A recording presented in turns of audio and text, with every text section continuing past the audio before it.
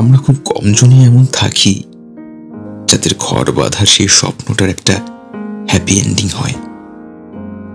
তাছাড়া বাকিদের সেই স্বপ্নটা আমারই আধুরি কাহিনী হয়ে রয়ে যায়।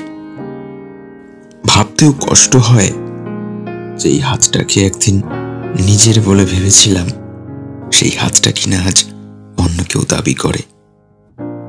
যে স্পর্শটা শুধু আমার জন্য তোলা ছিল বলে একটা সময় ভাবতাম, আজ সেটারও হাকদার অন্য কেউ। সত্যি বাস্তব কি নিষ্ঠুর, তাই না? সবকিছুই কেমন যেন দাঁত চেপে সহ্য করে নিতে হয়।